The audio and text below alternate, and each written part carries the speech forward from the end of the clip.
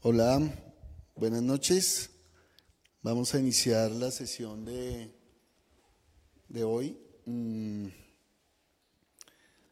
Por razones de red no tenemos todavía una presentación que quería compartirle con ustedes. Espero que ya la próxima vez podamos estar más preparados, pero no vamos a poder esperar más. Así es que vamos a ir de una vez con el seminario. ¿Ya estamos? Listo.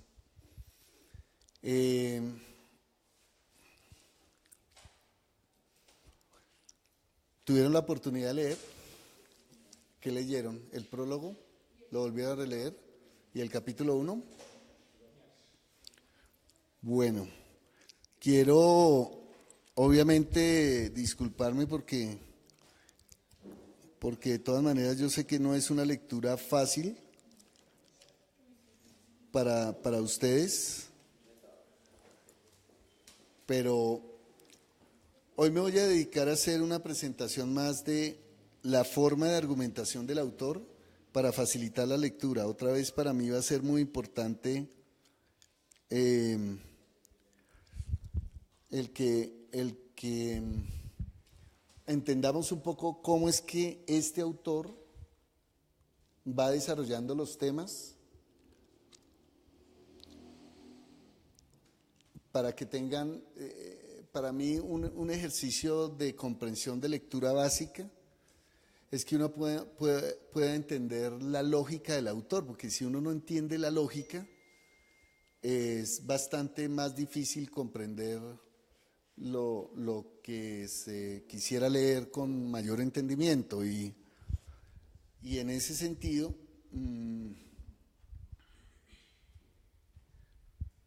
hoy vamos a entrar un poco más en esa lectura,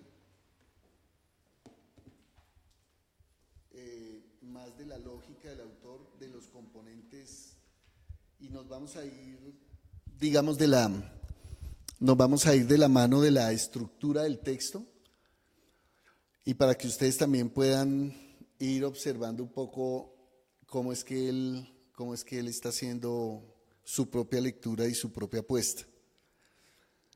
Nosotros estamos al finalizar el prólogo. Nosotros hicimos una primera parte de avanzada la vez pasada en el prólogo del libro. Les recuerdo a todos pues que estamos con el libro Trinidad y Reino de Dios de Jürgen Moltmann. Y entonces cuando diga el libro, volver a recordar que es ese libro el que estamos debatiendo. Y estábamos en el prólogo. Y habíamos ya discutido algunos detalles del prólogo. Sobre los detalles de ese prólogo yo quisiera volver en la parte intermedia de la presentación de hoy, pero antes de seguir adelante con el prólogo y con el contenido y lo mismo en el capítulo 1, quisiera entrar, repito, en la lógica del autor a través de la manera como él está haciendo sus planteamientos e ir entendiendo un poco más también por qué él hace los planteamientos que hace y cómo los hace. Entonces, si ustedes van al índice del libro, que está en la parte final del libro, así es que les pido por favor, si van hacia la parte final del libro donde está el índice. Normalmente, si usted quiere entender la lógica de un autor, lo mejor es entienda el índice, porque el índice es la estructura en la cual está dividido un libro. Entonces, comencemos por esas partes básicas, de lo más básico. Y en la misma estructura usted puede encontrar también por qué el autor tiene esas divisiones y no otras. Y eso es parte de lo que quisiera compartirles a ustedes hoy en esta primera parte de la presentación. Pueden haber muchas posibilidades de entrada. Él en el prólogo ya ha hecho sus apuestas y vamos a continuar con ellas probablemente en la segunda parte, pero la idea es ir entendiendo un poco la forma como este autor está haciendo su argumentación, desde dónde la hace y cómo la hace. Porque pues ya cuando yo vuelvo a releer el capítulo 1 de este texto, pero ya no lo quiero pues leer, yo ya lo leí hace muchos años, por supuesto, pero cuando lo vuelvo a leer en tono de lo que ustedes leen, me preocupé un montón, porque este autor, primero es un autor que, como ustedes se dan cuenta, es sumamente serio y riguroso en su argumentación, ¿sí? Segundo, es un autor que en medio de ese rigor establece una serie de citas bibliográficas que presuponen que quien lea también está entendiendo mucho más tanto los autores que están allí como la forma de citar, etcétera. Entonces hay una serie de cosas que yo me puse a pensar y digo, se requiere también una especie de formación adicional para ir entendiendo por qué él cita así, cómo lo hace, etcétera. Y pues por supuesto ustedes ven que este autor es un autor bastante académico, entonces, y presupone cierto conocimiento en términos de los autores que también cita, se apoya, pero que ustedes ven que este es un autor que no repite. O sea, la idea de él no es repetir, la idea de él es dialogar con la tradición. Y entonces va a traer citas de uno y otro lado, de uno y otro autor, que es importante entender cuál es su lógica para traer autores y qué es lo que trae de ellos y por qué razón. Entonces, digamos que para mí esta es una, como lo llamaría en la universidad, una propedéutica, es decir, una introducción al autor también para que lo entiendan un poco más y entiendan esa lógica sobre la cual él está haciendo su presentación. Entonces voy a ir por ahí. Y para eso voy a usar como ejemplo el capítulo 1, que ustedes ya leyeron. Entonces, si ustedes ven la estructura del capítulo 1, usted ve que ese capítulo 1 tiene 2 partes y cada una de esas partes tiene unas subpartes, ¿sí? Cada parte tiene otras partecitas. ¿Qué pretende el autor en el capítulo 1? Lo que pretende el autor en el capítulo 1 es, como les dije la vez pasada, hacer una especie de estado del arte, es decir, cómo se ha trabajado el tema en la tradición cristiana y en la tradición de la teología clásica. Primero que todo, ¿qué tema? El de la Trinidad. Ese es el tema sobre el cual está centrando este seminario. Entonces este capítulo es exigente. Ustedes verán que ya el capítulo 2 se puede volver un poco más leíble, porque ya entra una propuesta e incluso muy bíblica, y entonces ya hay uno de tradición un poco más protestante, si quiere, se va volviendo más cómodo, porque él utiliza pues el texto bíblico para hacer una tesis muy fuerte, sobre todo el 2, que es una apuesta muy interesante, el 3, capítulo 2 y 3.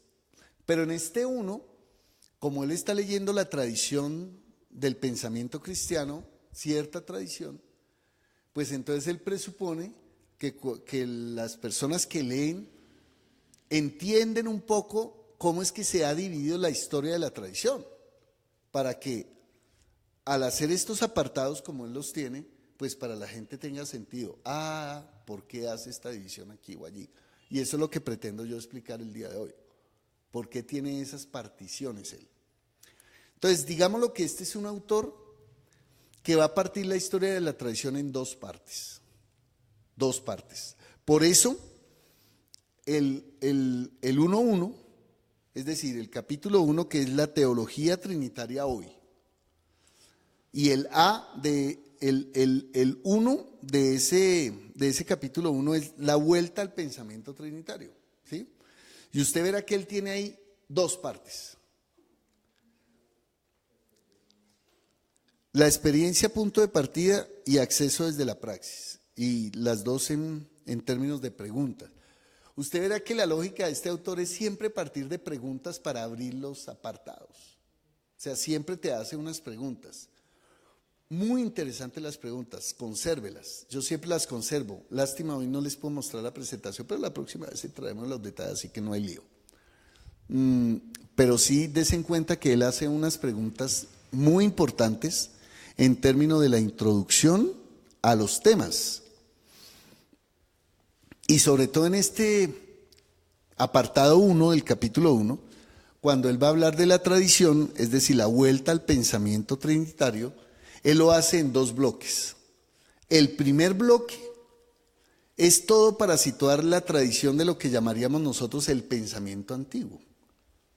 Y el segundo bloque, el pensamiento moderno.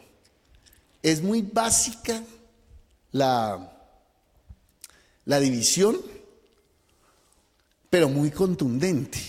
Es muy básica, pero muy contundente. Entonces él en un solo bloque, en este 1, entonces la parte A la va a dedicar al pensamiento antiguo, la parte B al pensamiento moderno. Y en cambio, en el apartado 2, también hace lo mismo.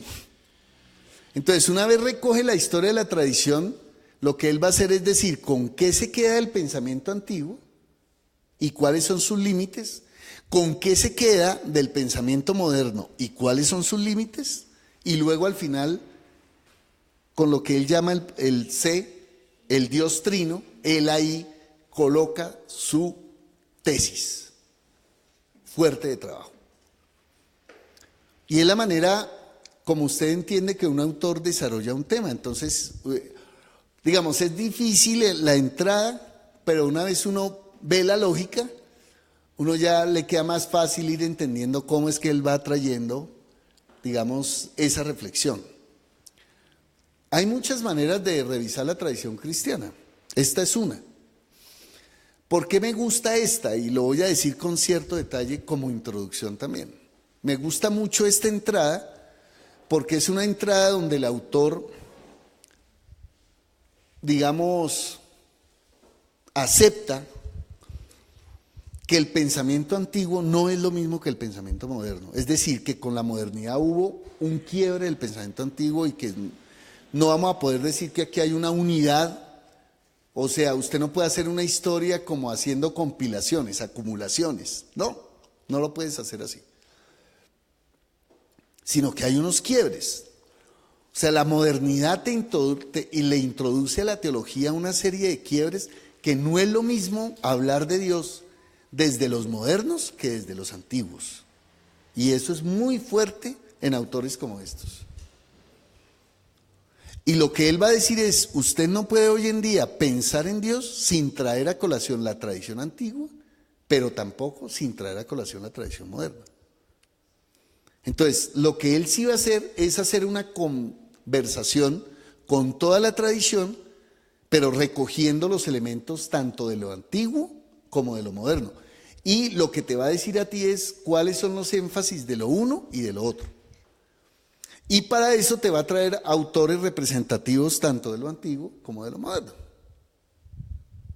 Entonces ahí es donde comienzan las complicaciones en el capítulo 1, porque él hace unos repasos y unos saltos grandes en la tradición, donde él espera que todo el mundo entienda que esos autores que él recoge, ya por lo menos usted tiene una noción básica de ellos.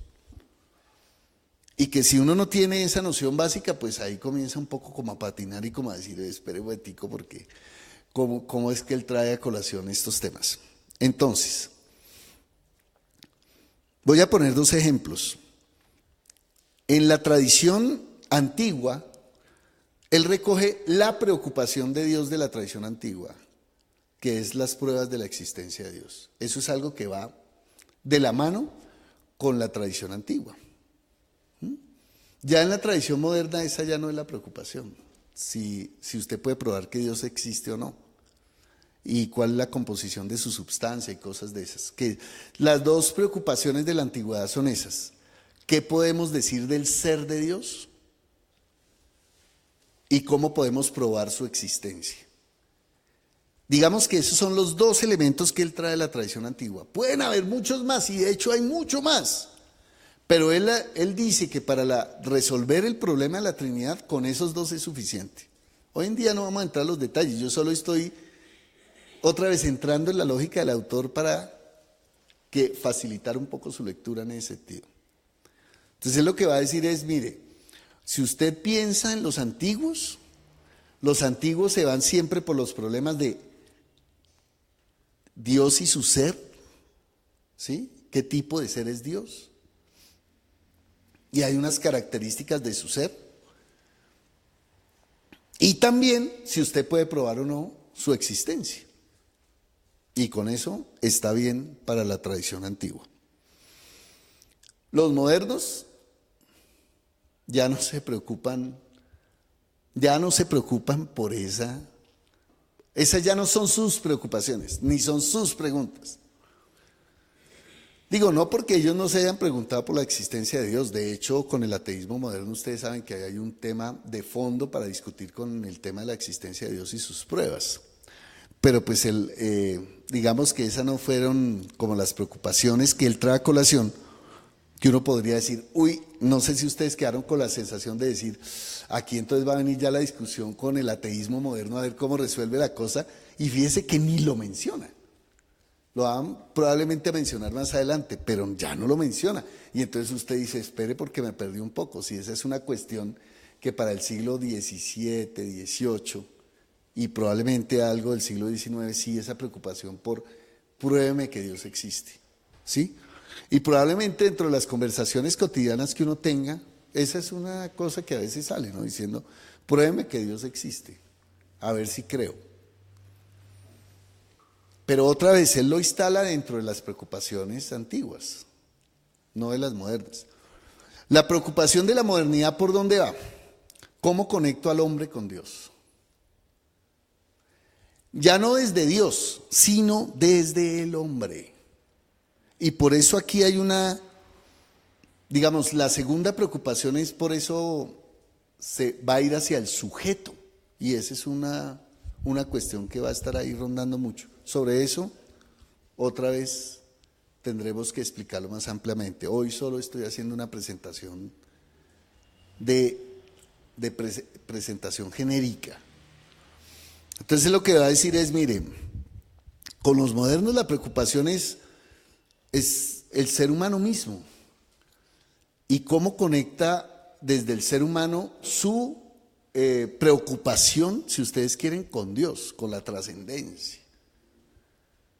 Pero ya el punto de partida no es ni Dios ni el universo. El punto de partida es el hombre. Ese es el gran giro con lo moderno. El gran giro con lo moderno es que ya las preguntas no son por Dios mismo ni por el cosmos o la naturaleza, sino por el ser humano. Y ese es el gran giro. Entonces ahí las preguntas cambian, se vuelven otras. Las preocupaciones se vuelven otras. Entonces, con esto lo que también quiero decir es legítimo que un autor de estos parta reconociendo que una cosa eran las preocupaciones de los antiguos y otra cosa sean las preocupaciones de los modernos. Para seguir con esta introducción, vamos a decir que los antiguos para ellos probablemente sean hasta Santo Tomás, como pensador así importante. O sea, estamos hablando del siglo XIII, más o menos. Probablemente hasta algunos autores del siglo XIV. Santo Tomás es toda una tradición, no es solamente ese autor, sino toda una escuela, que es la escuela tomista, muy importante. Desde el siglo I, es decir, es una tradición de más o menos unos 14 o 15 siglos de tradición. Y eso es lo que él va a recoger en ese primer apartado. Entonces es grandecito el pedacito. La modernidad, ¿dónde arrancaría? Él lo va a decir también ahí en el capítulo 1. La modernidad probablemente arranque con Descartes. Y estamos ya hablando ahí del siglo XVI. Y el giro hacia las preocupaciones humanas no arrancan realmente con Descartes, arrancan con el Renacimiento, que es, digamos, un pedazo un poco anterior a Descartes. Pero lo que sí hace Descartes muy bien es tomar toda esa historia de ese siglo y hacer las preguntas y los comentarios más importantes. Y de ahí todos los demás autores, que no los vamos a repetir ahorita, pero establecen una tradición con lo moderno ya de una manera distinta y con unas preocupaciones diferentes. Entonces, si uno lee un autor y lo lee en esta perspectiva, pues uno ya le encuentra cierta lógica. cierta lógica que a la forma como él organiza las cosas y a la forma en que él organiza las cosas con una argumentación sólida desde una lectura que hace de la tradición cristiana, ¿sí? Entonces, quería aprovechar estos primeros minutos para comprender un poco más cuál es la lógica del autor, por qué hace estos apartados, y estos apartados también obedecen a la lectura que él hace sobre la tradición cristiana. Y por eso hace las particiones que hace.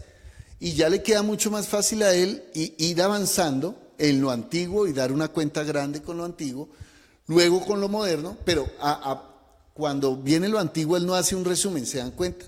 Lo que él extrae unas ideas claves y discute con esas ideas. Y dice qué es lo bueno de esas ideas y también cuáles son sus límites. Y lo mismo hace con el pensamiento moderno. Entonces es el estilo argumentativo del autor también. Él no va a traer resúmenes tipo enciclopedia, ¿no? Llámese panteísmo tal, no. O resulta que ustedes deben ver que San Agustín nació y creció en el siglo IV después de Cristo, nada de eso. Él que trae 2 o 3 tesis fuertes del autor y las discute. Y él dice, mire, esto es lo que está en juego aquí, etcétera. Y esa es una forma argumentativa. Entonces, para quienes pues no hemos entrado, digamos, en esta, y aquí la conversación es muy de la teología y la filosofía, como se dan cuenta también. Eso forma parte, digamos, de estas disciplinas. Así es que es un doble esfuerzo porque aparte de tener un conocimiento en historia, también debe tener uno un conocimiento en teología y filosofía. Para que uno medio se vaya ubicando. Entonces, parte de mi asunto con ustedes es ir ubicándolos de manera ya menos vertiginosa que la lectura del libro y que les dé a ustedes también la posibilidad de ir entendiendo mucho más cuáles son las tesis que están en juego y su lectura, la lectura del autor. Porque él trae a colación eso sí es lo que me interesa a mí mucho y por eso para mí el diálogo va a ser muy importante porque ya ahí entraría con más especificidad ya a revisar con ustedes dónde están las lagunas de comprensión, sus intereses también, y poder entrar un poco más en la comprensión misma del tema. Y luego el debate. Pero para mí lo primero y lo más importante es hacer un esfuerzo por comprender qué es lo que él trae a colación y por qué lo trae de la manera como lo trae. Bueno, aquí yo quiero parar como la primera parte y dejar que ustedes también, aquí ya tenemos ya un micrófono ya preparado para que quien quiera participar lo pueda hacer sin necesidad de acercarse acá y le escucharemos perfectamente la voz en la transmisión, etcétera, así ya estamos listos para poder entrar un poco en la conversación. Hoy quiero dedicarle mucho más tiempo a las preguntas básicas que ustedes traen sobre el autor, antes de pasar ya otra vez a los contenidos. Los contenidos van a venir, eso sí, pero quisiera darle la posibilidad a ustedes de que me cuenten cómo sintieron esa lectura, si ha servido o no esta primera breve presentación inicial, bueno, en fin, escucharles un poco también a ustedes con sus comentarios. ¿Qué presupone esta participación? Que ustedes hayan tenido el esfuerzo de leer. Porque sin el esfuerzo de leer, pues nada, o sea, no podríamos comentar esta parte. A mí sí me interesa mucho que vayamos adentrándonos en el autor. ¿Por qué? Pues porque si uno no se conecta con el autor, pues primero la lectura se le va a hacer pues un sufrimiento total, primero, ¿cierto? Y segundo, pues que si venimos a hablar es de esto, pues no quiero perder más auditorio del que ya perdimos, ¿cierto?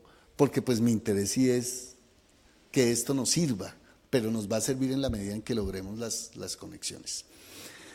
Valen preguntas de todo tipo, y aquí espero yo ya callarme un poco más para escucharles a ustedes y escuchar sus preguntas, tanto del prólogo como del primer capítulo, para hacerme también una mención o más bien un cuadro de por dónde puedo yo enfocar un poco más la conversación. Así es que les pido que también los que nos están acompañando a la distancia, Pueden hacer sus comentarios, hay varias maneras de hacerla, uno en el mismo Face, otro por por el celular, o sea, hay varias maneras. Quien está coordinando las comunicaciones es Yelitza, así es que por ahí le pueden escribir a ella lo que sea, y ella me va a ir transmitiendo las preguntas que ustedes también tengan a la distancia. Bueno, ¿quién se anima? David. Entonces, por favor, Roger, me ayudas ahí con el micrófono. Gracias. Sí, ahí se alcanza. Pusimos un cable cómodo para eso. Dale. Sí, de verdad que la introducción que acabas de hacerme me abre un poco más el panorama, porque sí es un poco confuso y toca leer, releer para poder entender lo que más o menos quiere decir lo que quiere decir, lo que más o menos quiero entender con la participación. Tal vez estoy yo acostumbrado a leer y de una vez entender lo que se está diciendo. Sí. Y como la comprensión de lectura práctica que hace uno de decir, ya, ¿sí? Pero esta parte se vuelve un poco como más confusa, más enredada en el sentido de cuando uno va a leer. Pero yo no sé si será mi percepción, pero esta introducción me hubiera gustado haberla tenido cuando empecé a leer. Porque había entendido, igual que la primera vez, cuando vine hace 8 días a hablar con Andrés, yo tuve una percepción totalmente que Andrés me dijo, en otra palabra me dijo, usted está loco, hermano. Pero después ya cuando entramos o entraste a explicar lo que es el prólogo, ya me enfoqué y miré la realidad. Cuando veo esta parte, sí estaba un poco preocupado. Decía yo, ¿será que sí estoy entendiendo bien? ¿Será que sí? Sí, pero sí veo que da por hecho, el autor da por muy hecho de que cuando uno está leyendo ya está entendiendo a los autores que él está citando y como a las tesis o a las historias o a los versos que retoma ya, ¿cierto? Tanto en la parte de los griegos, en lo de la parte de los filósofos que están ahí citados. Entonces sí agradezco bastante, porque ya con esta parte ya uno dice, ya sé por qué vas allá y después se viene para acá. O sea, cuando hablo de para allá es porque habla antiguamente y luego ve uno que viene aquí a lo moderno y uno, a ver, ¿cómo hago aquí la relación de una cosa con la otra? Y sin embargo se estrella uno también con la realidad que uno ha tenido. Si yo leo el título de la teología trinitaria hoy, pues me trae a hoy, para mí. Pero cuando leo ya el contexto de todas las cosas en la parte del título y empiezo a leer todo el contenido, no me da como la misma figura de lo que yo estoy pensando, sino de lo que el autor me quiere decir a partir de toda la historia antigua y la historia moderna de lo que quiere hablar. Gracias, David. Un comentario, gracias por el comentario. Un comentario es que solamente el ya solo se hace cuando uno ha tenido el esfuerzo de leer. Y eso va a ser inevitable. Yo he tenido varias experiencias. Una es la de anticipar. El problema con anticipar, ¿qué es? Que la gente se queda con la lectura que yo hice. Entonces no vale. No vale, porque entonces la gente termina, ¿sabe qué diciendo? Mejor espero a que él diga y ya me quedo con eso. Entonces, el ya es porque tú has tenido un esfuerzo inicial por leer y luego con una explicación o un diálogo que se tiene, el ya tiene sentido. El ya entiendo. Ahora sí me queda más claro. Y uno siempre va a tener la sensación como humano de ser más sabiondo ex post, y uno siempre es más sabiondo ex post. Es decir, uno es más sabiondo siempre después de que pasa y regresa hacia el pasado. Y entonces ya ahí uno es absolutamente sabio, ¿cierto? Pero entonces vienen las otras preguntas que uno siempre hace y es, ¿me pude haber evitado este camino? Eso es vivencial en nosotros los humanos. El aprendizaje humano funciona así. Entonces, y a veces sí, la memoria no es buena para uno, entonces uno termina sencillamente diciendo, si yo hubiera sabido esto, me hubiese evitado tanta cosa aquí y allá. Bueno, justamente en eso consiste lo humano, es que si nosotros lo hubiéramos sabido, pues no lo hubiéramos hecho. Pero solo el poder decir, lo hago de manera distinta hoy, es porque te permitiste la experiencia.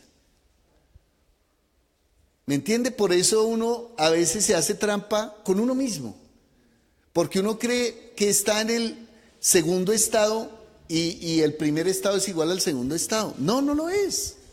No, no lo es. Y justamente por eso estos procesos de diálogo y de estar juntos, pues lo que nos debe ayudar sí es a ir viendo cómo nos movemos. Pero te aseguro que no te vas a mover con la misma eficacia si no has tenido el dolor de tener tu primera lectura.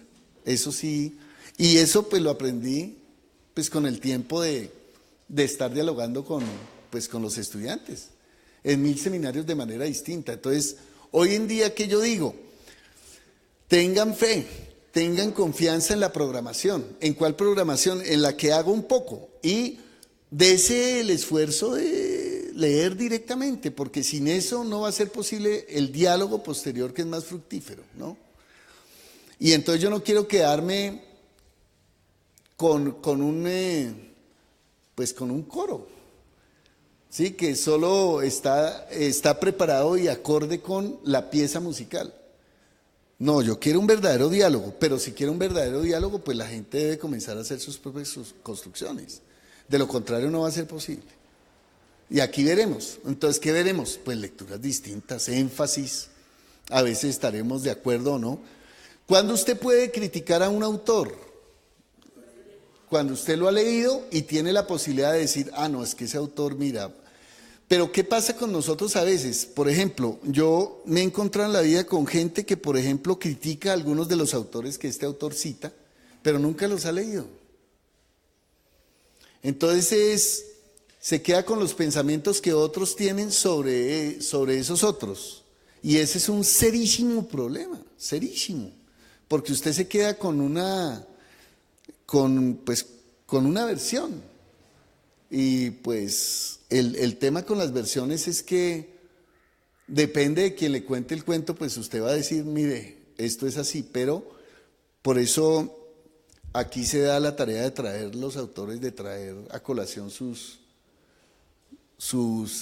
propuestas, sus tesis, y uno tiene que ir haciendo el deber de ir leyendo, ¿no? Y de ir conversando.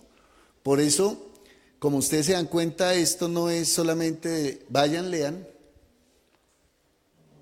y eso en ningún campo del saber funciona así, ¿sí? Porque pues si así funcionara el campo del saber sería muy fácil colocar un listado de lecturas ahí que la gente vaya y lea ya, y entonces venga y le haga una evaluación de lo que sabe y se acabó. Dese en cuenta que autores como estos no te dan esa posibilidad. Y este es un autor que para mí es de los más fáciles en términos de teología, lo digo con seriedad. Hay otros que son todavía peores que él. Y sobre todo los autores que él cita. O sea, ustedes van a leer a un Hegel. Y lo siento mucho, pero mira, ese sí es un dolor. Leer a Hegel es un dolor. Y leerlo en español es un doble dolor. Digo, entonces hay gente que a veces cita a Kant o cita a Hegel y ni siquiera no ha leído una sola página en su vida. Y se queda con la interpretación de la interpretación de la interpretación, pues eso es complicado. Por eso estos autores traen este rigor. Es un rigor que si ya tú te metes en la tonalidad, entonces tú comienzas a decir, aquí sí voy a opinar. Sí, no solamente en el sentido de la opinionitis.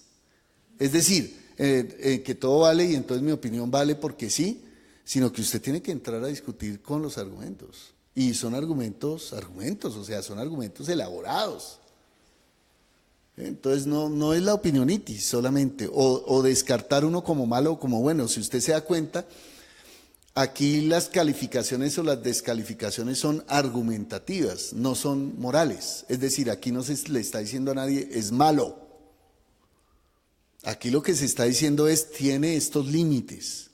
Y el autor es muy respetuoso en decir, mira, este autor tiene este límite. Y el límite es por esto y por esto y por esto y por esto. Entonces ya ahí se vuelve una auténtica conversación. Porque usted también puede decir, ok, yo puedo contraargumentar con esto y con esto y con esto, pero ya no es decir, no, ese autor no corresponde, ese es un ateo, entonces fuera, sáquelo. Sí, porque esas son las descalificaciones que hay sobre estas cosas, entonces así es muy difícil. Pues así es muy difícil con autores como estos, que no te lo van a admitir. O sea, un autor como esto no te va a admitir una cosa diciendo, no, es que el que usted citó no es un creyente en Dios o no es un cristiano. ¿Cómo? Comencemos por ahí. Entonces, esto ya te da una tonalidad distinta porque entras a un arte que se llama el de la argumentación. Y una argumentación con rigor. ¿Cuál rigor? El rigor de poder. Es como cuando usted critica a otra persona por terceros. La misma historia. ¿Eso cómo lo llamamos? Chisme. Técnicamente hablando. Y la sorpresa es que cuando usted se puede sentar con las personas perfectamente te pueden decir de entrada, eso no lo dije yo. Y ya ahí se acaba parte de la conversación, se te cae la mitad del panorama. Y a veces las conversaciones de rigor comienzan por decir, ¿qué? ¿Usted cree que eso fue lo que dijo Kant? No, eso es lo que dice ese autor de Kant, pero eso no fue lo que dijo Kant. Por ahí comenzamos. Y yo he tenido pues muchas sorpresas en ese sentido, pues porque hay teólogos que no son filósofos y que cuando traen a colación un autor como Kant o como Hegel, pues lo que hacen es repetir como loros lo que otros dicen sin siquiera poder entrar a esos autores, entonces quedan por fuera. Entonces la mitad de esta gente estará por fuera de una conversación. La mitad de estos autores que este autor cita quedarán por fuera de la conversación con descalificaciones de entrada. Pero ¿qué es lo que hace un autor como ese? Decirte, mira, si vamos a hablar de pensamiento antiguo, usted no puede dejar por fuera a San Agustín, usted no puede dejar por fuera a Santo Tomás. Lo básico de lo básico. Si usted quiere hablar de la modernidad, pues usted no puede dejar por fuera a Descartes, no puede dejar por fuera a Kant, a Hegel, a Schleiermacher, no los puede dejar por fuera. ¿Qué? Pues sí. No puede dejar por fuera la teología de la liberación. Ustedes ven que él hace una muy buena recensión de la teología de la liberación que yo discuto. Yo no estoy de acuerdo con Moltmann en esa apuesta que él tiene de la teología de la liberación. En su momento lo veremos. Que es una teología latinoamericana, o sea, fue una teología de los años 60, de los años 70, de los años 80, que se hizo muy desde América Latina, con una fuerza impresionante y que hoy en día ellos no lo pueden desconocer. Pero a veces ni siquiera nosotros mismos sabemos de lo que se ha escrito aquí, para las preocupaciones de América Latina. Entonces un autor, la maravilla que tiene un autor de esto es que tiene la capacidad de, si trae esa colación a un autor, bien sea de la antigüedad o bien sea la modernidad, que no sea europeo, sino de otro lado, lo trae con rigor. ¿Con rigor qué quiere decir? Te traigo citas directas porque lo he leído y está así. Y usted se dará cuenta que es un autor que tiene ese estilo. Y ahí la conversación pues se vuelve muy enriquecedora porque trae, digamos, una buena conversación con la tradición. Entonces, volviendo a tu comentario inicial, quiero decirte que justamente la posibilidad que uno tiene de seguir el diálogo es porque ha tenido la posibilidad de leer. Y inicialmente con un autor como esto es darse el dolor a leerlo. Primero lo padeces un poco, luego lo disfrutas otro tanto. Pero hay que entrar en el rigor de la lectura y de la argumentación. Ustedes se van a dar cuenta que no todo vale. No todo vale en términos de que él trae cosas, y la va poniendo como cuando usted va haciendo una construcción. Pone un ladrillo, luego otro, y luego hace una conclusión de muchas cosas. Ahí hay un rigor. ¿Listo? Entonces, yo soy consciente de que muy pocos de nosotros hemos tenido preparación en filosofía, en teología, y está de acuerdo. Pero eso no significa que uno no puede tener diálogos más informados también. Justamente por eso abro el espacio para un seminario como estos, para que los diálogos se vuelvan un poco más informados, hayan mayores posibilidades de argumentar y contraargumentar y que tengamos un nivel de profundidad mayor. Porque si no, para eso pues nos quedamos con algunas cosas que no son de este rigor. Por eso estamos en otro espacio distinto para esta situación. ¿Más comentarios hay? ¿Roger? Hay un comentario de Nancy Morales desde el Facebook. Dale. Y dice, Friedrich da un panorama de sentido de nociones de experiencia y verdad que incide en la teología dogmática, ¿A qué se refiere específicamente? Bueno, no le voy a responder porque esa es una pregunta ya de contenido específico, que la vamos a ver en la totalidad de la argumentación que él trae. Entonces no quiero entrar a discutir detalles que si usted entiende la arquitectura del pensamiento, entonces va a saber por qué está esta cita ahí y qué es lo que trae. Aquí mi interés también es de hacer una traducción que nos invita a hacer una buena conversación. Entonces va a llegar el momento en que probablemente llegaremos allá, a ese nivel. Pero así como está ese nivel, pues está el otro nivel también de el antiguo que dice el Dios uno. ¿Qué otra característica tiene?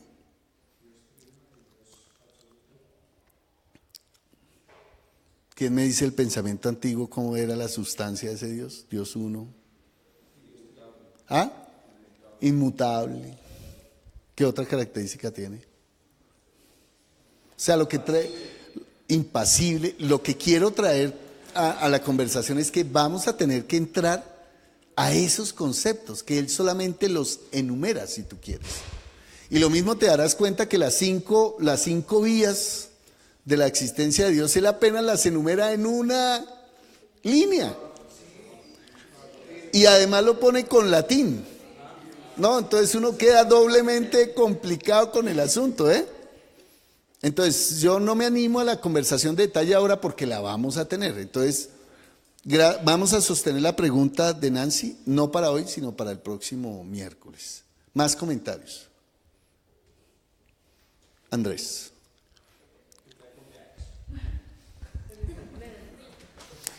Bueno, buenas noches a todos.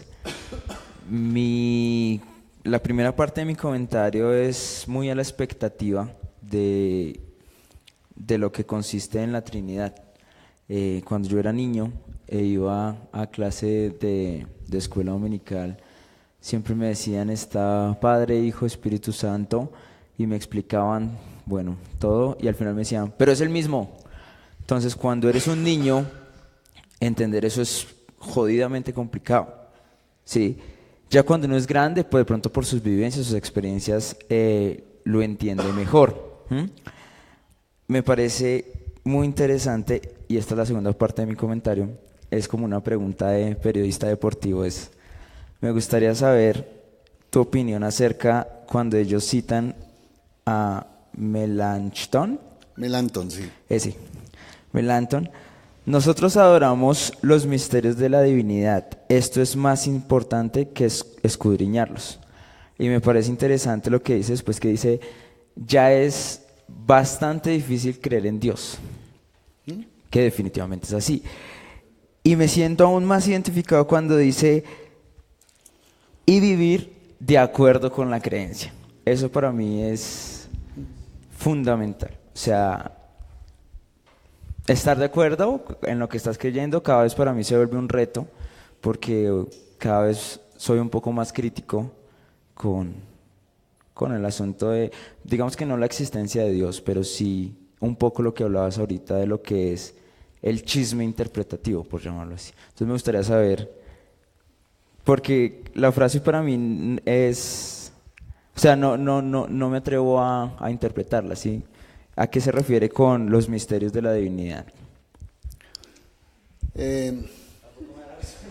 Sí, no, creo que es menos técnica y es muy importante, que es suficiente con tratar de aproximarse a Dios, ¿sí?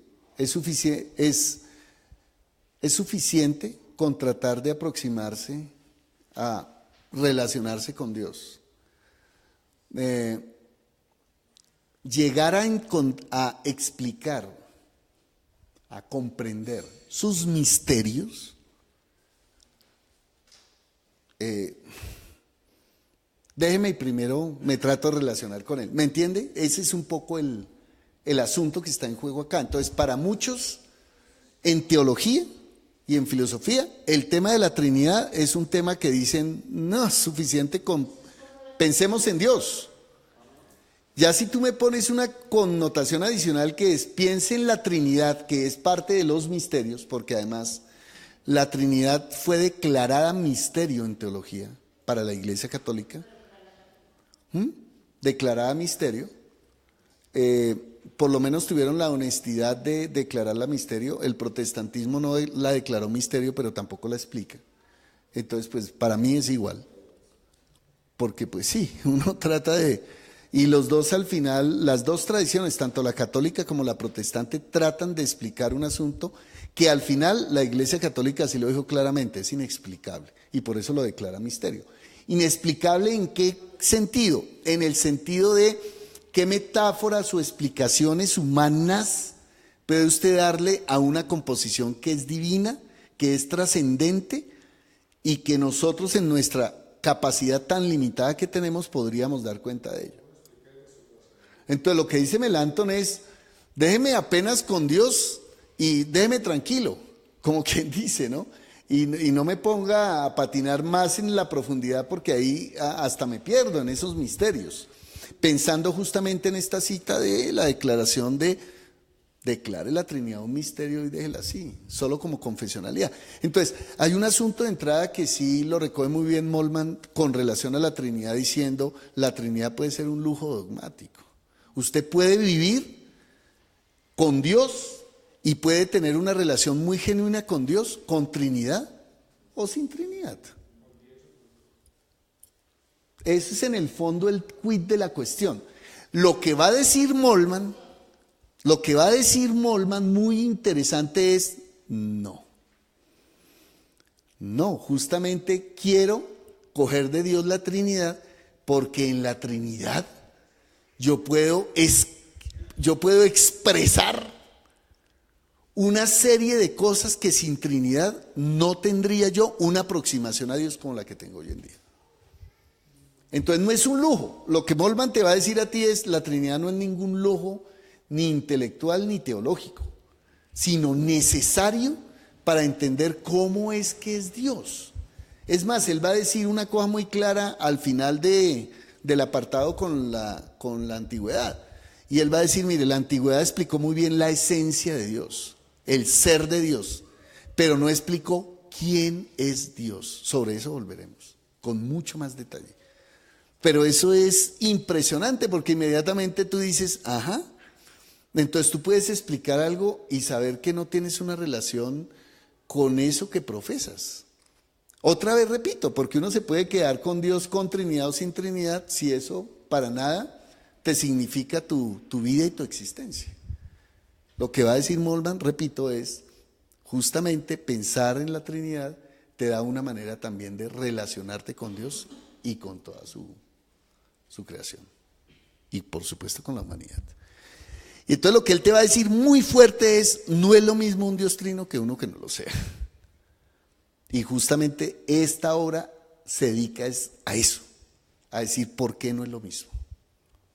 Y lo que me gusta de esta obra es que justamente te da mucho que pensar para la vida y para la existencia cristiana de por qué Dios es trino. Y no como un asunto otra vez de confesionalidad o de dogmática o de explicación racional, sino que si tú entiendes cómo es que funciona Dios trino, tú tienes una manera distinta de entender la vida. Ese es el punto con Moltmann. Entonces, no es lo mismo. Entonces, él le diría a Melanchthon, pues en tu época era un misterio, digo. Pero si tú no explicas la Trinidad de un punto de vista que sea razonable para que la gente diga no es lo mismo creer en un Dios trino que no creer, pues sí, podría ser un lujo y más bien dejémoslo ahí quieto, ¿sí? Y yo estoy de acuerdo con Moltmann, por eso lo traigo a colación, porque sí creo yo que si tú piensas hoy día con una profundidad mayor, que la vamos a tener nosotros en este curso, de pensar en un Dios trino y las implicaciones que eso tiene para nuestros estilos de vida, ya eso te va a otro lado. Entonces, por eso, capítulo 1 para mí es un dolor en el sentido que él te va a traer toda la historia de la tradición cristiana, etcétera, y es un dolor pues porque para quienes no estamos formados en esto, llegar a entenderlo ya tiene una complicación inicial. Lo que sí les garantizo es que desde el capítulo 2 en adelante ya entramos en otros temas de otro tenor donde siguen siendo muy fuertes pues los autores que él va a traer a colación, su rigor no se pierde, solo que la temática sí se va a concentrar en Dios mismo como tal, y ahí ya la cosa es distinta, digamos de otro tenor. Y la exigencia misma también en la lectura, creo yo. Sí, sería mi comentario por ahora. ¿Alguien más? ¿Más comentarios? ¿Me recuerdas tu nombre? Kevin, listo. Vamos entonces a escuchar ahora a Kevin. Hay una parte en el prólogo que dice, él habla sobre tener como ciertas charlas ecuménicas entre muchas religiones, pero que se basan. Hay una parte en donde él dice, no basta ya el diálogo con la propia tradición, porque semejante diálogo resulta de entrada estrecho y limitado. Y realmente al momento de un cristiano hablar con un judío e intentar también entablar una relación o habla con una persona del Islam, todos van a estrechar y a llevarlo al momento de tener cada uno la razón, de que cada uno realmente tiene la razón y usted sígame a mí y usted me tiene que seguir a mí porque yo tengo la razón, pero en ningún momento llega a una conclusión clara de quién es Dios, de dónde proviene la Trinidad y el por qué, sino siempre se lleva a la cuestión y a la problemática de el yo tengo la razón o el no tengo la razón, el cristiano no tiene la razón, pero el judío sí. Entonces ha sido siempre ciertamente un problema, porque yo puedo entablar relación solamente con judíos y siempre es yo tengo la razón porque Jesús no existe, porque existió tal persona que tiene tal razón y manera de ser, existe tal filósofo, entonces todo lo conllevan, pero nunca resulta siendo una base clara de la Trinidad y del reino de Dios, que es lo que realmente llama al arrepentimiento de las personas para que conozcan a Jesús y realmente crean en Él. Entonces siempre se torna esa manera de hablar con esas personas algo estrecho y muy limitado, me parece. Voy a comentar tu comentario preguntando más bien por quienes como Molman van a mirar con buenos ojos el ecumenismo. Hay quienes no lo miran así, la gran mayoría de hecho, sobre todo de cristianos, y la gran mayoría de cristianos de América Latina no lo miran así, ni protestantes ni católicos, porque es como una especie de traición a su identidad. ¿Sí? Sin embargo, lo que Molman va a decir es, mire, en las realidades históricas de la Iglesia en general, la Iglesia llegó a un momento en el que hizo necesario un paso también de entendimiento entre creyentes cristianos. Y eso implicó, pues, que se pudieran sentar cristianos de varias tradiciones. Y entonces la pregunta que él se hace también en el fondo, no está aquí pero en otros textos, es ¿por qué fue necesario llegar a ese paso? Aun cuando con toda la ilegitimidad que todavía tiene ese paso del ecumenismo, lo que él va a decir es, llegamos. ¿Por qué llegamos? ¿Cuáles fueron los hechos que hace que el ecumenismo tenga razón de ser, tenga lugar? Porque no es un asunto, mira, no son dictámenes de alguien que piensa que el ecumenismo es bueno per se y da sus argumentos. Aquí la cuestión también es vivencial. ¿Por qué se llega al ecumenismo? Por la misma razón que un día cualquiera se establecieron las libertades religiosas en el mundo por parte de los estados. Exactamente la misma experiencia. ¿Cuál experiencia? La experiencia que tú narras ahora. Si yo tengo una tradición y la tradición mía dice que detento la verdad, entonces la demás gente tiene dos opciones. Una, o adherirse a mi tradición porque es la verdadera, o nos vemos. Y nos vemos qué ha sido desde el punto de vista ético y político. Que yo tengo entonces la legitimidad, porque si tengo la verdad, también tengo la legitimidad para poderle decir, aquí usted no tiene lugar. Y aquí significa, quiere decir, te vas. o te mato. Y esa es parte de la experiencia humana con estos temas. Entonces, tienes la opción de irte y de ver qué haces con tu vida, o yo me veré forzado a sacrificarte el cuerpo, pero salvarte el alma. Interesante. Entonces, esa primera es una experiencia vital. ¿Cuál experiencia vital? La de saber que si no creen como yo creo, yo tengo la licencia de hacer algunas otras cosas con mucha justificación, por eso es licencia. Porque yo me justifico desde mi tradición diciendo, los demás están equivocados, y por ahí sigo varios cursos de acción. El resultado de eso, ¿cuál fue?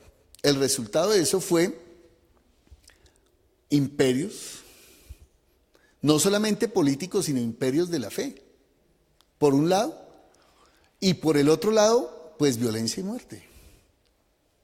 Porque si no piensa como yo pienso, algo debe pasar aquí.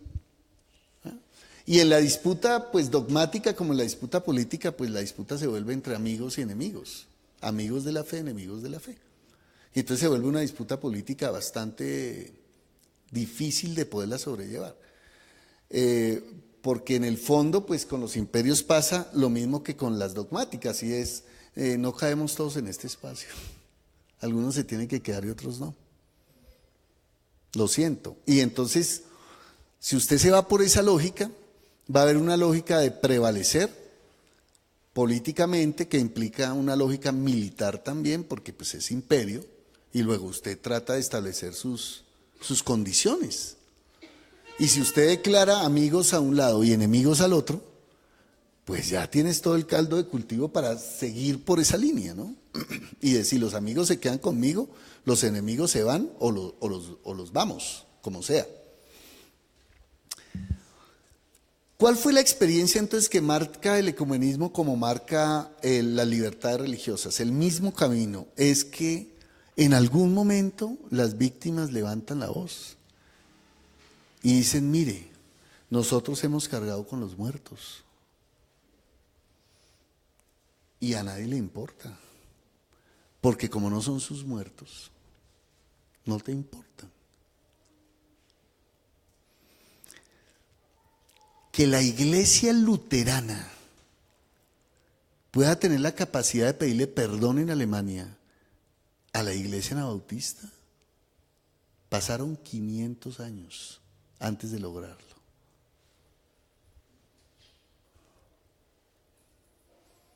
Porque pues para los que no sepan de historia de la iglesia, pues le cuento que en los años 20 del siglo XVI, o sea, entre 1522 en adelante, hubo una declaratoria monstruosa entre Lutero y la iglesia luterana naciente con el anabautismo, o más bien la reforma radical, donde Lutero permitió y le permitió a los señores alemanes que hicieran una guerra contra los campesinos y mataran a los campesinos que estuvieran diciendo desde la fe que había que hacer una reforma agraria en el momento, como para resumirles la cuestión. Cuando una iglesia como la luterana puede llegar a decir, perdónennos, nosotros nos equivocamos con ustedes. Cuando tiene la capacidad de reconocer al otro como legítimo, no de otra manera. Pero para que usted llegue a reconocer a otro como legítimo, en este caso tuvieron que pasar 500 años. Porque solo hasta comienzos del siglo XX se dio un proceso entre esas iglesias. Todavía no ha habido manera, por ejemplo, de conciliar los avances entre la iglesia griega o la iglesia oriental y la iglesia occidental. Todavía nos falta un montón de años. Entonces ese es el ecumenismo que yo llamo intracristiano e intraeclesial, que incluso para mí ese podría ser relativamente el más fácil.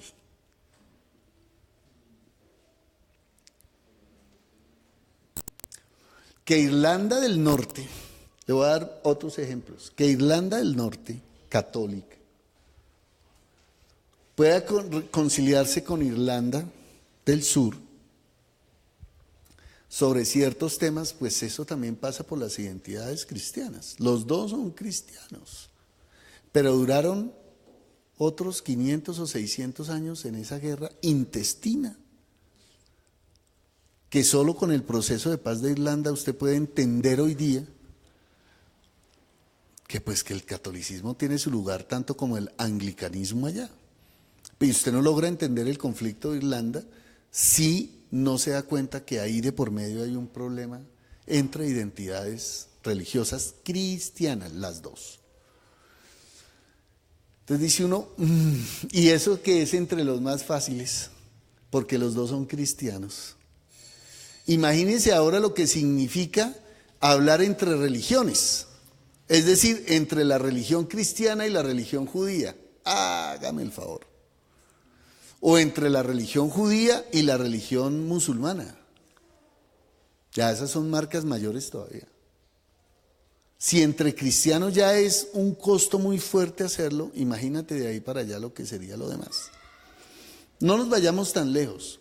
En la historia colombiana, nosotros también tenemos esas experiencias entre protestantes y católicos. Desde el siglo XVI. Porque recuerdan ustedes que nuestra primera Biblia en castellano fue la versión de Casidoro de Reina. Casidoro de Reina se tuvo que exiliar en Holanda para terminar la traducción en español, porque en Holanda era el único territorio donde podían aceptar que gente no católica pudiera estar sin problema.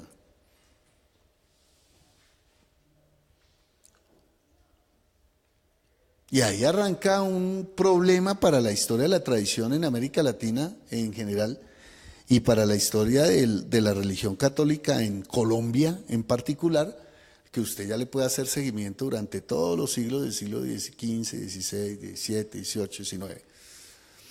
Y lo que va a pasar es que va a haber, en las medidas de la historia de Colombia, usted va a ver que la constitución política de Colombia,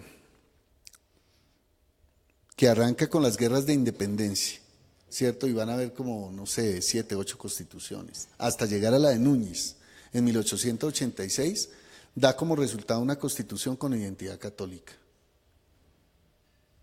Punto. Entonces aquí los protestantes no tienen lugar. Solamente si usted es no nacional y no es extranjero, puede ser aceptado porque eres extranjero, pero para un nacional no. Entonces había respeto si usted como extranjero venía y decía que era protestante y tenía un lugar y no había problema, comillas.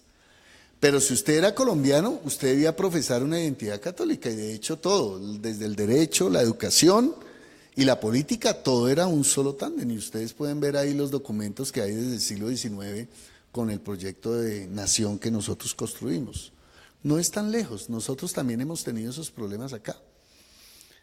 Hasta ahora, después de la Constitución del 91, es que nosotros logramos tener libertad religiosa, constitucionalmente hablando, y de ahí para allá una serie de garantías en la religión a través de las leyes que han venido después de la Constitución del 91. Y estamos en pleno, hoy día, en Colombia, a través del Ministerio del Interior. Hoy en día, hasta ahora, está tratándose de implementar la libertad religiosa, tratando de mirar los grupos religiosos no católicos que apoyen las iniciativas de gobierno y toda esta cosa. Eso no ha sido posible todavía. Entonces, hay mucho más de fondo con esto que lo que uno piensa a veces con estos temas. Libertad religiosa, que nos cuenten nuestros abuelos protestantes cómo les fue, y nuestros tatarabuelos.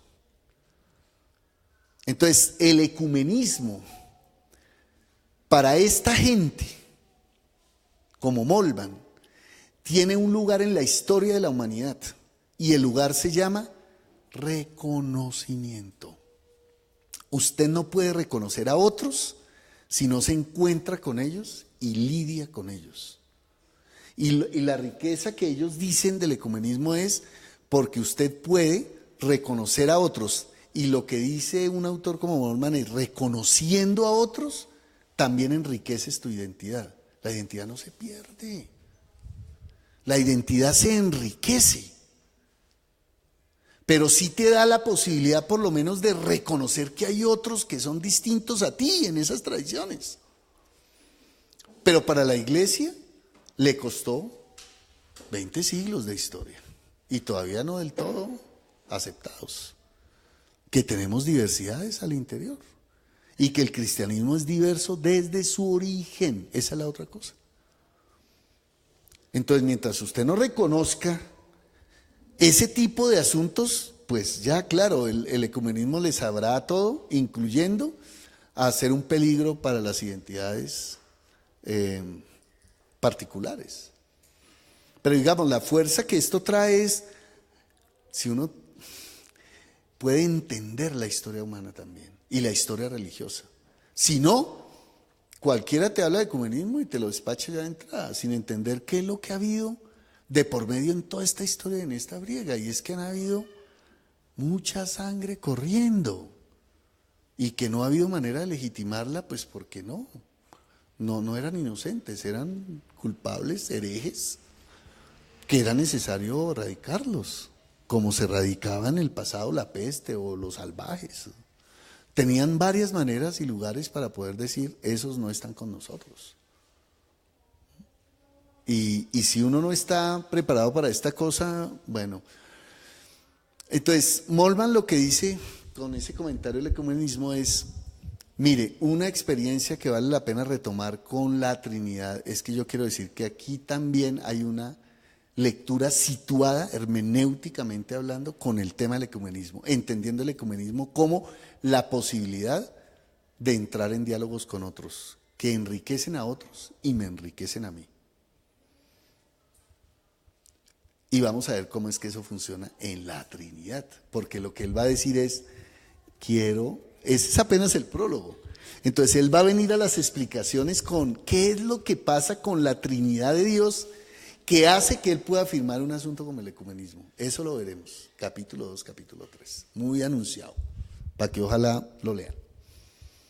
Porque ahí usted verá las razones teológicas que él puede poner sobre la mesa para decir, por esa razón es que estoy afirmando estos puntos de vista. Y vamos a entrar a los detalles. Ese sería un poco mi comentario. Largo, pero creo que necesario, porque otra vez entrar a estos detalles no es solamente despacharlos de manera dogmática, sino entender qué es lo que está trayendo un autor de estos para poner ese tema sobre la mesa. Todavía él está en 1980 escribiendo ese prólogo. Todavía no ha habido reconciliación entre la iglesia luterana y la iglesia anabautista. La iglesia luterana y la iglesia anabautista, si no estoy mal, se van a reconciliar después de los 2000, o sea, 20 años después de este prólogo. Él todavía no veía esto de manera concreta. Pero de manera concreta es que se sienten dos tradiciones y reconozcan sus identidades y reconozcan sus dolores y reconozcan un espacio común en el que es posible vivir. Ese es el tema, ¿no? Los costos de la verdad unilaterales son costos que no se ven solamente en las dogmáticas, es lo que también quiero decir, son costos políticos y éticos. Eso tiene estas connotaciones. Y usted y yo pues a veces los vivimos dentro de los espacios eclesiales o fuera de los espacios eclesiales, por diferentes razones también, pero se viven. Usted vaya en contra de la ortodoxia a ver qué le pasa. Vaya y diga que piensa distinto. Entonces ahí comienzas a tener problemas con el liderazgo, la rebeldía, con una serie de connotaciones que son de otro calibre. Bueno, eso nos pasa. ¿Más comentarios? David. Pero, espera, vale una primera ronda para los demás si hay otros comentarios. Preguntas valen preguntas. Yo necesito que ustedes vayan afirmando lecturas y luego tendremos una segunda ronda, ¿te parece? Dale, sí. Wilfred. Quería preguntar sobre la sesión anterior. Hablamos un poco del dogma. Y Sí. me gustaría saber pues un poco más sobre el tema, ¿sí? Como digamos que hubo la sesión anterior, como yo percibí el tema como fue abordado, es como un poco un tema oscuro, como un poco gris, me hago entender, como que es como algo que fuera mejor evitarlo. Y si, como dice el autor, los dogmas son decretos, se puede considerar como un dogma, por ejemplo, la tradición cristiana que se apoya en, por ejemplo, los 10 mandamientos o otro tipo de, pues, de ejemplos similares.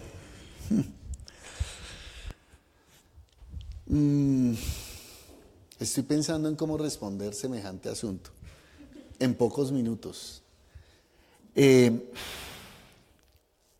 Instalémonos en el siglo IV,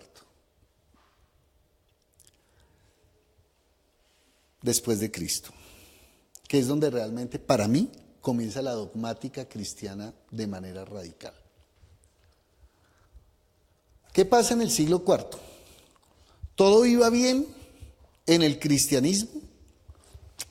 Todas estas son versiones mías, ¿sí? Así es que, para discutirlas. Esa fue parte de las discusiones que tuvimos con los grupos de historia también sobre estos temas, así es que no tengo lío. Entonces, salvando eso, digo, todo iba bien en el cristianismo hasta el siglo IV, porque en el siglo IV pasa algo que no había pasado en los siglos anteriores, y es que Roma como imperio se va a meter en la casa de los cristianos. Entonces, te voy a contar la historia de manera breve y vale la posibilidad de que sigan leyendo sobre el tema. ¿Por qué se mete en la casa de los cristianos? Porque un emperador que se llama Constantino, en el año 321, 22, 23, tenía un serio problema. Digamos, no era emperador hasta ese momento, comencemos por ahí. Era apenas uno de los candidatos a ser emperador. Entonces Roma estaba en uno de esos momentos de saber con quién se iba a quedar de los emperadores potenciales que había. Uno de ellos era Constantino. Y en medio de esa guerra, al interior del Imperio Romano, él, según cuentan los de la tradición, dice que él vio unos días antes de la guerra definitiva con su oponente, vio un signo y en el signo vio una cruz. Y en el signo y con la cruz dice, por este signo vencerás. Y entonces lo que dicen los comentaristas, historiadores, es que él interpretó esa visión como que el cristianismo tenía unos elementos importantes y contundentes para, digamos, llevar a otro momento el Imperio Romano que estaba en franca crisis. Y en franca crisis por varias razones. La más importante de ellas era una crisis de legitimidad. Necesitaban seguir legitimando el imperio. Y los imperios se legitiman a través de la cultura y de los significados. No hay otra manera de legitimar los imperios. Es a través de justificaciones. Y las justificaciones se hacen a través del arte, de la filosofía. Se hace a través de los asuntos más simbólicos que hay de la cultura. Porque eso es lo que en el fondo hace que la gente diga, y por eso yo creo esto o aquello. Y sigo. Y es que ahí hay un asunto de cultura muy fuerte. Entonces, en ese momento, él ve en el cristianismo un potencial muy fuerte para lograr restaurar el imperio, que en el fondo no era restaurar el imperio, porque si usted trae una tradición cristiana y la mete en el Imperio Romano, y si lo hace con cierto juicio, pues usted verá que no pega del todo, ¿sí? Sin embargo, lo curioso es que, historia de los vencedores, Constantino gana. Y ganando, va a introducir el cristianismo como una religión aceptable para el imperio. Y ahí comienza una carrera de la religión cristiana por posicionarse en el imperio. Pero pues claro, los cristianos llevan más de 300 años tratando de entrar. no lo voy a decir así, tratando de legitimarse o de defenderse, porque el cristianismo nació y creció, pues por un lado como parte de los judíos y por lo tanto proscrito para el Imperio Romano. Entonces, siempre toda esa lucha de los apologistas y todo eso, finales del siglo I, siglo II, incluso el siglo III fue, y se llaman así, apologistas cristianos, porque fueron aquellos que comenzaron a escribir tratados para defender el cristianismo ante los intelectuales del imperio que decían que el cristianismo era un peligro para el imperio. De hecho, la primera afirmación de ateos viene de los griegos o de la cultura grecorromana hacia los cristianos. Los cristianos fueron los primeros en ser tildados de ateos. Y ateo significa no creen en los dioses que nosotros creemos. Y fueron los primeros en llevar esa carga. Entonces, por supuesto, para el cristianismo fue una lucha completa de ir posicionándose. Y ya cuando un emperador como Constantino va a darle una bienvenida al cristianismo, el cristianismo ya estaba listo para entrar en las grandes ligas. Y entrar en las grandes ligas era entrar en la lógica ya política, imperial. Eso ya es otra cosa, el cristianismo no conoce eso. Porque su historia ha sido más desde la otra orilla, desde la orilla de estar por fuera de. Entonces, ahí vienen unos debates interesantísimos, porque hasta ese momento no había un tal concepto de iglesia universal, ni había habido un concepto de liderazgo único en todo el cristianismo, ni nada de eso. Porque habían iglesias de tanta tradición como la iglesia siria, ¿sí? Muy respetada en la antigüedad, la iglesia de Roma, muy respetada en la antigüedad, la iglesia de Alejandría. Te estoy hablando de los grandes centros religiosos de la época, cada uno de ellos tenían unos obispos y una organización. Y eso es lo que a veces cuando uno entra en esa historia, pues piensa que los asuntos siempre fueron monolíticos. Jamás, nunca en la vida. El cristianismo siempre desde su origen fue plural. Y el libro de los Hechos ya lo declara así. Cuando Pablo, digamos, se tiene que ir allá en el famoso primer concilio de Jerusalén, que es el capítulo 15 del libro de los Hechos, donde se sientan los apóstoles a discutir con qué doctrinas más o menos se van a quedar y qué acuerdos y no sé qué. Digamos lo que esa es la imagen que a uno le queda, pero pues Lucas ya está a final del siglo I. El autor del libro de los Hechos, como teniendo una preocupación que es el cristianismo, ¿qué es? Esa preocupación de finales del siglo I nunca se resolvió del todo. Y cuando llega un emperador como Constantino que dice, bienvenido al cristianismo, pues comienza a darse cuenta como emperador que el cristianismo, como diría Aristóteles del ser, se dice de muchas maneras. Entonces, cuando él va a mirar, cristianismo, bienvenido, se encuentra con que el cristianismo ya tiene varias tradiciones, todas ellas muy respetables y con una historia larga. Y entonces Constantino viene con una pregunta muy práctica, política, diciendo, bueno, ¿con qué nos vamos a quedar? Porque esto a todo el mundo se sabe. Venga a ver, hagamos un proceso de legitimación. Y ahí es donde viene para mí el primer gran concilio de la iglesia. El primer gran concilio de la iglesia, que es el concilio que va a tratar de establecer una primera dogmática, porque la pregunta es, ¿qué cree el cristianismo? ¿Y qué es lo que hace que entre el cristianismo se comparta una misma tradición? Porque si no, esa vaina se vuelve cristianismos por aquí, por allá, por allá. Una necesidad política de imperio. Se vuelve una necesidad dogmática, que ya de alguna manera los obispos habían venido lidiando, pero ¿cuál era el problema con los obispos? Que pues todos eran iguales entre sí. Luego, ¿quién podría dirimir esa discusión entre iguales? Se necesitaba un poder realmente un poco superior, un poquito. Sí, entonces cuando Constantino llega y le exige a la iglesia, porque le va a exigir, le va a dar las condiciones a la iglesia para que haga un primer encuentro y puedan decidir cuáles son las doctrinas básicas que la iglesia cristiana puede compartir, pues ya usted está, sin darse cuenta, probablemente, lo que usted está es haciendo un modelo de cristianismo que antes no existía y no existió. Y entonces usted le va a exigir a un modelo que nace plural que ahora se vuelva unitario. Entonces, lo que va a pasar entre esos 200 primeros años va a ser no solamente una unificación dogmática, sino que va a terminar siendo una persecución a la herejía cristiana. Y ahí usted verá cuánta sangre va a correr y cuántas medidas políticas van a haber con relación a este tema. Un tema que no se va a zanjar del todo. Pero otra vez, como estamos contando la historia de los vencedores, es que va a haber un grupo que se va a posicionar. Adivine cuál grupo y por qué.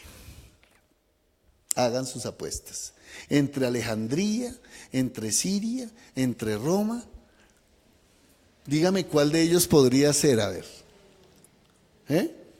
¿Y por qué razón? Entonces, va a prevalecer en Occidente Roma.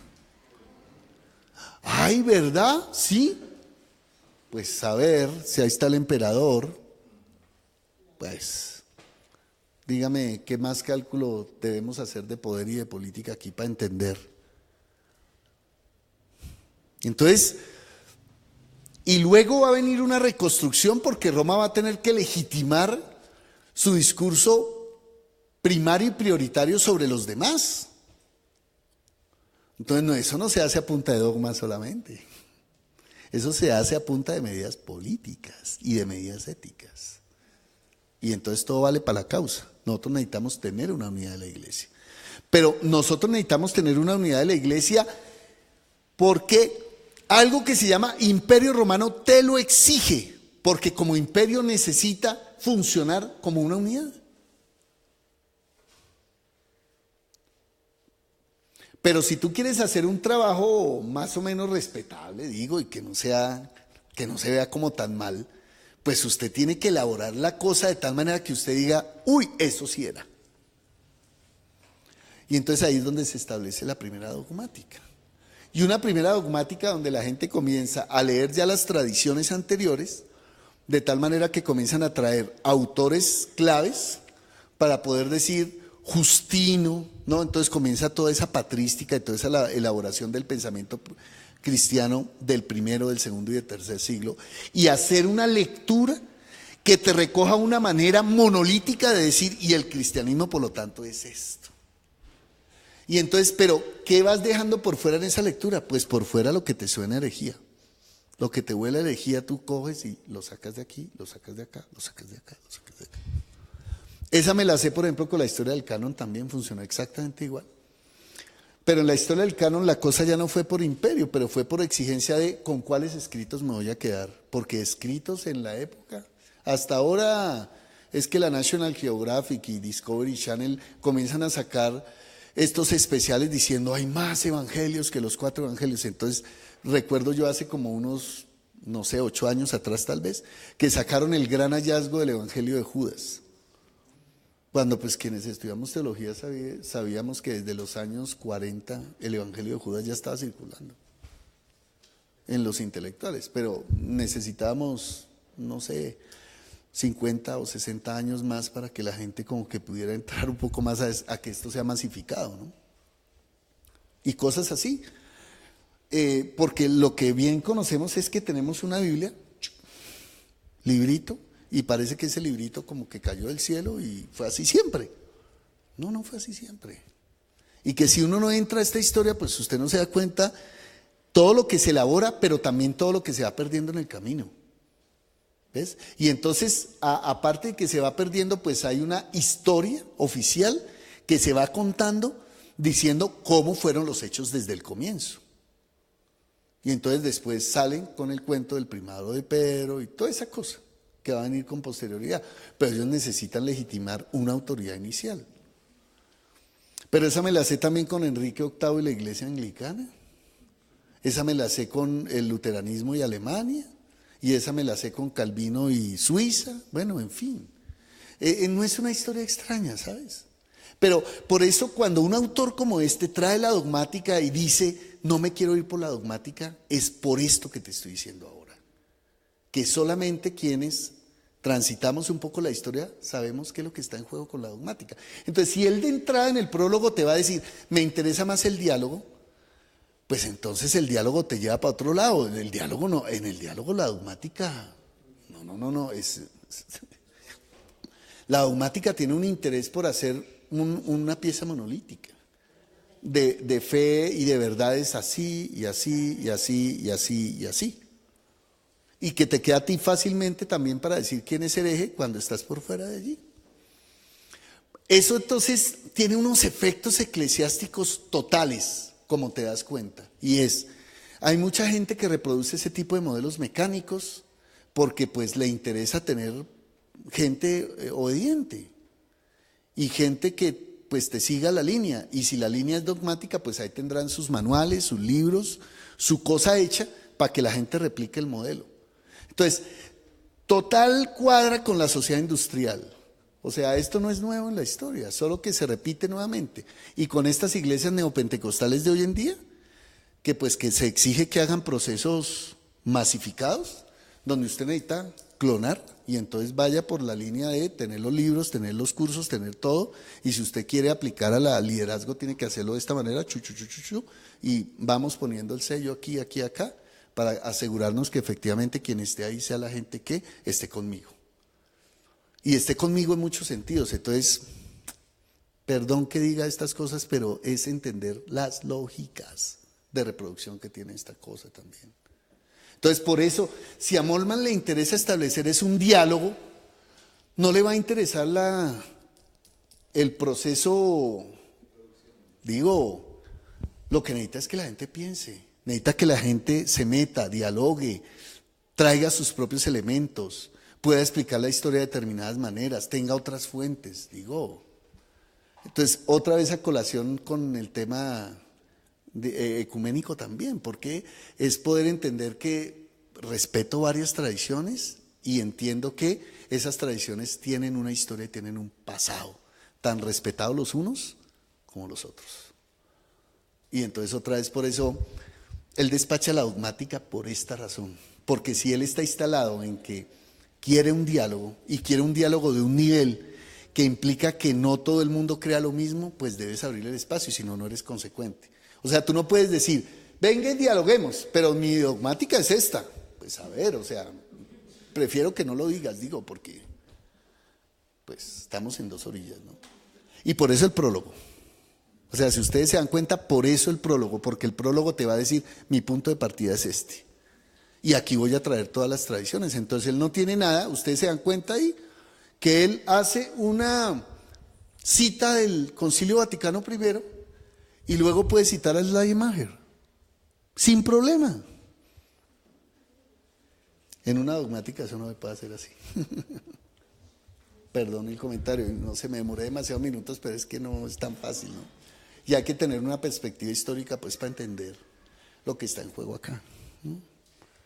Entonces hoy en día hacer un ejercicio teológico de otro nivel te implica entrar con mucha más seriedad a la historia, te implica entrar con mucha más seriedad a lo político, te implica entrar con mucha más seriedad a la economía, que no la hemos traído aquí, la vamos a traer, espere tantico, no hoy, pero va a llegar, va a tener su lugar. Y la sociología, o sea, todas, aquí hasta ahora estamos en el diálogo entre filosofía y teología, pero esto vamos para otros lados. ¿Preguntas más, comentarios? Ya esta sesión. Pero la prefiero así, perdón.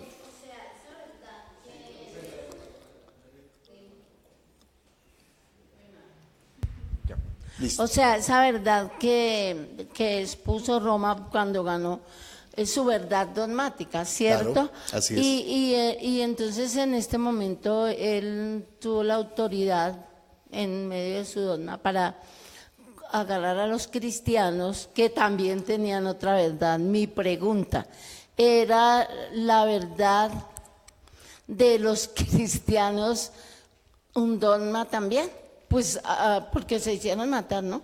Porque ganó Constantino con el Roma y ellos sí, hicieron lo que hicieron con los cristianos, que ustedes saben, echarlos allá y matarlos y acabar con todos. Y ellos también se hacían matar por una verdad, porque ellos les dijeron que ellos no aceptaban la verdad de Roma, pero como ellos tenían su dogma, entonces lo que usted dice, profe, entonces era matarlos. Entonces mi pregunta, bueno, también quisiera es, bueno, es mi verdad, la de Odalinda, ¿no? Ellos tenían la verdad, pues porque estaba basada en Cristo, ¿cierto? Pero pues si estamos hablando de una verdad, ¿también era la verdad de ellos? Sí, claro. De los cristianos. Mira, si nos devolvemos a la historia de la teología, Ajá. la primera disputa que va a haber muy fuerte es en los temas de la cristología. Ah, sí, obvio. ¿Sí? Pero ellos, mi pregunta, Bueno. ¿estos tenían la verdad con libertad Al principio, para hacerse matar? sí, y después no. Déjame y te explico con ejemplos históricos Ajá. ya determinados. Entonces, por ejemplo, vino toda la disputa de la cristología, que puede ser que más adelante el mismo Molman la traiga un poquito a colación, porque la va a traer para hablar de este tema. Así es que me gusta mucho porque vamos a volver sobre esto con más detalle y más rigor. Pero en la disputa de la cristología, el primer gran tema es ¿qué tipo de actuación final en la cruz tuvo Jesús? ¿Para qué?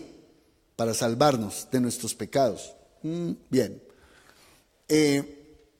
¿Jesús era divino? Sí, claro. ¿Y era humano? Buena pregunta. Sí, también. Pero ¿cómo así? O sea, usted puede tener en una sola persona la divinidad y la humanidad. Buen tema. 200 años en esa discusión. Y vienen las tradiciones.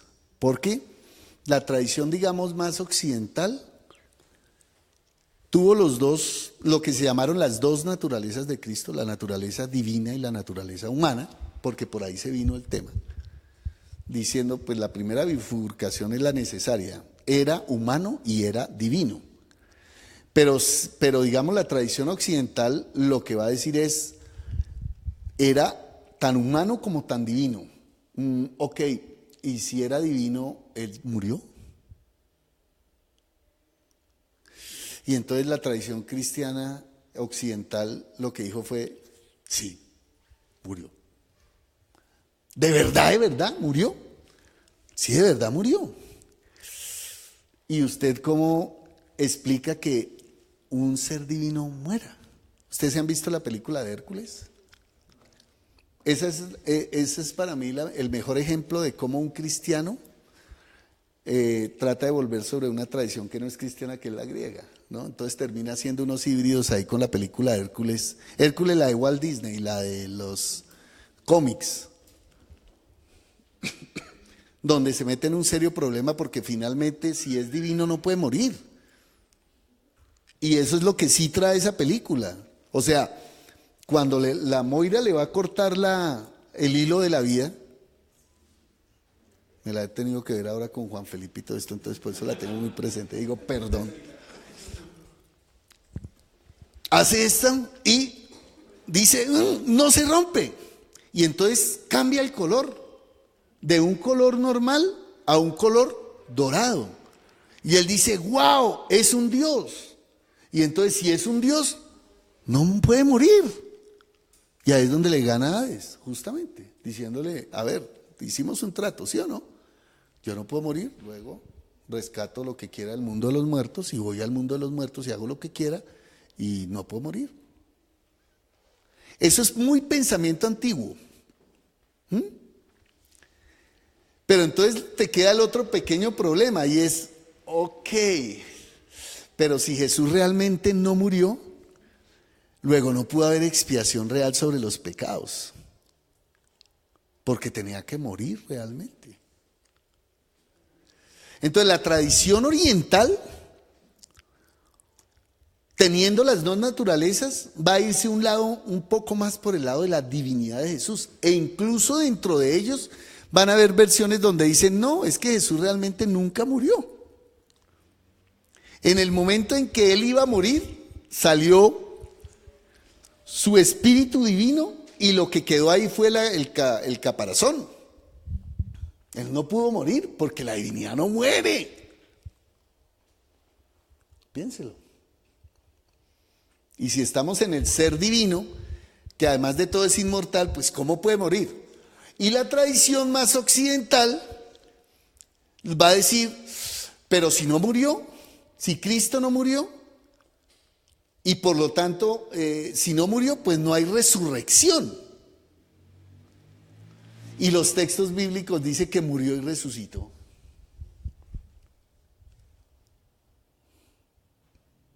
Hágame el favor, ¿cómo digo que no murió? Entonces, la iglesia occidental va a decir, sí, Cristo fue verdaderamente hombre y murió. Y Dios lo resucitó de entre los muertos. ¿Y la divinidad dónde queda? De Jesús, digo, no de Dios Padre, por lo menos, sino de Jesús. ¿Dónde queda? No lo vamos a responder ahorita, para eso vendrá el capítulo 2. Pero les hago una pequeña anticipación de lo que va a venir en estos temas de la Trinidad. Pero para resolver entonces la pregunta con el ejemplo es, ¿cuál de las dos es verdad? Pues entonces ahí me trasladaría donde dice la Biblia, para mí el vivir es Cristo y el morir ganancia, ¿no? Para resumirlo. Sí, gracias. Básicamente, por encimita. María Olinda, pero no me respondes. Porque Dígame. mi pregunta es, ¿quién tiene la razón? ¿Quién tiene la verdad? De mi pregunta, Sí, con claro. base en su explicación. Y con base en lo que les pasó a los cristianos del segundo siglo y del tercer siglo. Dígame, ¿quién tiene la verdad? Entre los ganadores con su dogma y los otros, ¿quién tiene la razón? ¿Ves? Los Entonces, que, bueno, entonces, le digo con por no es una pregunta siquiera para que me respondas, es solo para que ustedes se aproximan al problema. Pues para Y mí... es quién como juez se va a parar y desde qué lado a decirme que estos sí y aquellos no. Con un tema tan sobado como este, es que no estamos hablando Sí. aquí de cualquier cosa. Estamos hablando de un tema fundamental en la fe cristiana. Me hago entender y entonces ahí Sí. las opciones son opciones de dogma y luego de determinación política. Porque ellos se hacían matar por una verdad y que los hoy en otros día los mataron nosotros ya, porque eran dogmáticos. digámoslo más bien desde esta perspectiva, ellos se hacían matar por razones que nosotros hoy en día evidentemente no nos vamos a hacer matar, pero que en la época sí, pero hoy nos matan por otras razones distintas que no son esas. ¿Cuáles son? Las que hoy sí y en el pasado no. Entonces, con eso, ¿qué es lo que te quiero decir? Que la respuesta no es tan simple como decir, estos tuvieron la verdad y aquellos no. Entonces, ojo con esas preguntas, porque esas preguntas presuponen que hay una resolución fácil, sencilla, clara y determinada. Y eso es lo que justamente la historia te va a decir, no es ni sencilla, ni fácil, ni determinada. Ninguna de esas. Y por eso es que la gente hoy en día puede decir, me seguiste matando gente sin justificación total. ¿Ve por qué sale el tema desde otra perspectiva? ¿Y por qué la gente puede decir, pues si quiere máteme, pero yo no voy a renunciar a mi fe? ¿Cuál fe? Pues a la que me dice que Jesús es divino y Él no pudo morir, hijo de una chica. Y si me va a matar por eso, pues máteme. Y si me va a sacar del obispado, pues sáqueme, pero yo no puedo. Entonces, ¿qué comenzó a haber? Pues una serie de persecuciones impresionantes para poder decir, este está por fuera del orden, entonces llamémoslo al orden. ¿Cuál orden? El que yo establecí. Ay, ¿con quién? Pues con el imperio. Y usted está por fuera del orden, luego usted está por fuera. Cualquier parecido con la realidad es pura coincidencia, porque funciona igual, o sea, esto es viejo. Es lo que quiero decir también con esto. Y las respuestas no son tan simples como uno esperaría que fuera. Entonces, por eso el despache de la dogmática, por eso si usted recusa una verdad aquí, usted se va a dar cuenta que, wow, hay unas profundidades que hay que recuperar. Y por eso el capítulo primero es recuperemos de la tradición, no esos dolores que les he hablado hoy, digo, pero pues una persona como Moltmann los conoce tanto como quienes hemos estudiado la historia. Digo. Pero miremos qué podemos rescatar de todo esto y con qué nos quedamos. Tanto en la antigüedad como en la modernidad. Ya, terminamos aquí por hoy. Lo siento, cerramos los comentarios. Pero para mí era muy importante tener una sesión intermedia donde pudiéramos tener algo más aproximado de diálogo y donde pudiéramos entrar un poco más en esta lógica. Y pues seguramente ya con la lectura ya juiciosa, yo lo que voy a traer son los esquemas del mismo autor e ir viendo esto primero, luego esto, luego esto. Ya, vamos a ver dónde nos quedamos usted y yo acá y cómo hacemos una discusión ya informada sobre esta cosa. Bueno, espero que les haya servido un poco más la sesión de hoy. Vamos a entrar, ahora sí prometo, la próxima, es que leyendo el capítulo primero y viéndolos a ustedes, digo, no, necesitamos hacer una sesión intermedia, donde pudiéramos por lo menos dialogar sobre algunas de estas cosas, ir aclarando ciertas preguntas y volver. Y ya, lo que prometo es que ya la próxima sesión va a estar dedicado a resolver lo que resta del prólogo, si es que hay algo, y más bien nos dedicamos al capítulo primero para sacar lo más importante de allí, que es el final. O sea, por qué él se queda con una punto de vista hermenéutico de la Trinidad como el que él señala y por qué lo hace, además pensando en esas dos tradiciones tan grandes que ha habido entre el pensamiento antiguo y el pensamiento moderno, porque no los desconoce, pero los ubica y los enmarca. Bueno, muchas gracias, nos veremos el próximo miércoles, Dios mediante, y seguimos con nuestra presentación del seminario de Moltmann. Gracias.